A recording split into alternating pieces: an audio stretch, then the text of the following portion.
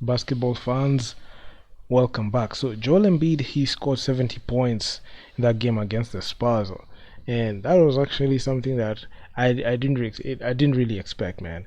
Joel Embiid just coming out and just joining that 70-point club.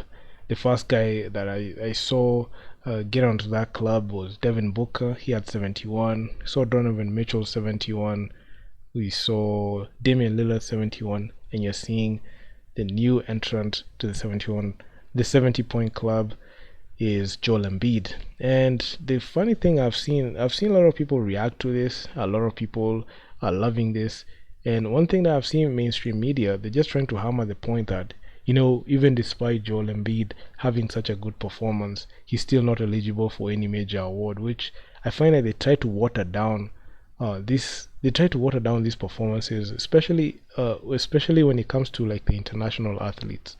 A guy like Giannis, Joel Embiid, Nikola Jokic. I've seen a situation where the NBA, especially being an American league, they always try to water down, shut down, like the performances of people who are not coming from the US. And honestly, I'm not even pulling out the victim card. No, this is not that, but it's just an observation that I've seen. And a lot of times when the NBA media, especially their reporters, try to water down such performances, the truth is these guys will always keep, shutting their mouths every single time. Then there's this comment even you're seeing on the screen. So Joel Embiid, he came out saying it doesn't really mean anything until you win the whole thing. So want to understand by this winning the whole thing, that means it's a championship. And Joel Embiid, trust the process. He has not been able to make it past the second round. And this is actually something that is quite alarming. The first time in the postseason, he was not able to make it past the second round. And it was something that I really, really, I really, really didn't like it at all. And looking at even his career trajectory, every single time that they've been in the playoffs, even when they were set to win it all. And I'm going to even reference the time Joel Embiid was with Ben Simmons in the roster in the 2021 postseason. If you look at that team, they were a one seed in the East, and they were just a playoff lock, and they were a finals lock with that squad. But you could see the whole capitulation performance where both players, especially Ben Simmons, got a lot of backlash, and a lot of people, especially a lot of fans, ripped him apart because of his performance, which was warranted, honestly. But if you look at a guy like Joel Embiid, even through thick and thin, this is a guy that will show up for your team. He'll show up for your organization any day. And given his performances, he has always had the bad luck of bad teammates. He just had bad teammates out of bad teammates. And all these situations that happen, especially with the Ben Simmons, and looking at the way Joel Embiid commits to the game, every single year he just keeps getting wasted. Every single time he gets wasted. And honestly, if you ask me, I feel like this season is the time that he can at least break through. Given like what the Sixers have been able to do with their roster, I'm very confident and positive that Joel Embiid can be able to like at least make an Eastern Conference Finals appearance. Even if he's not going to make the finals, at least he can make an Eastern Conference Finals appearance, so that trust the process can be active. Because we trust the process, but we're not able to make it past the second round. And Ben Simmons, he cost Joel Embiid's legacy with the stint that he was there until 2021, until the time he got traded, costed Joel Embiid's prime because he was taking a lot of cap. He was a guy that refused to change, and he was a person that really held the team back, and he was a deflating factor. But in this video, I'm not talking about Ben Simmons. I'm going to talk about Joel Embiid.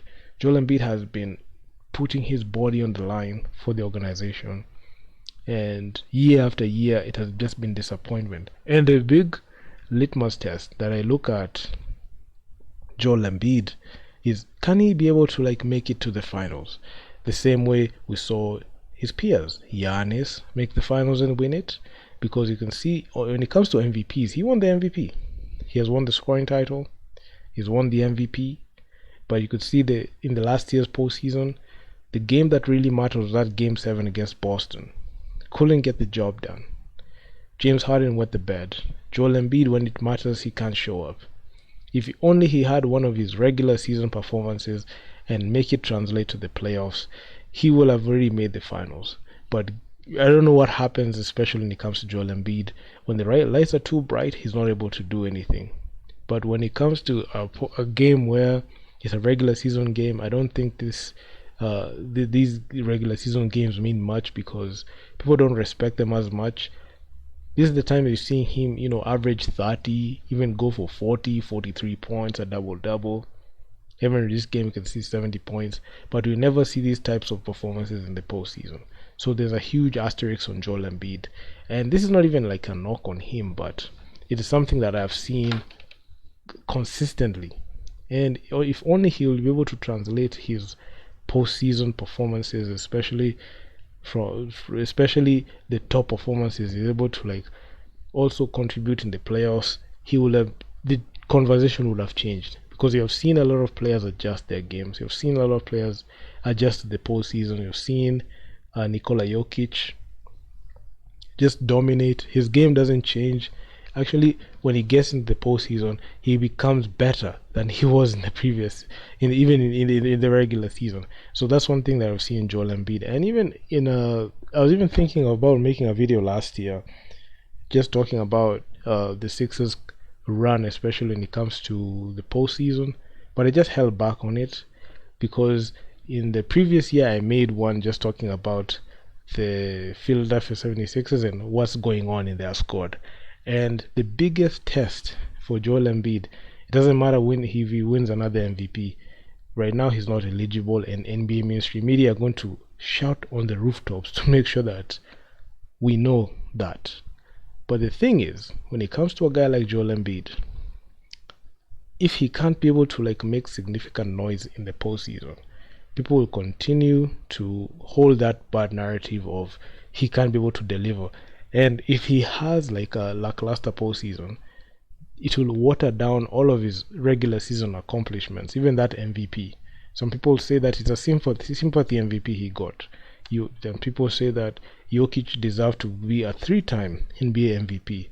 And the reason as to why, and some people, especially in mainstream media, Kendrick Perkins, you came out and said that the reason as to why they don't want to give Joel Embiid is because he's black, and they're giving it to Jokic because he's white. And it's something that I found very off-putting where he said it.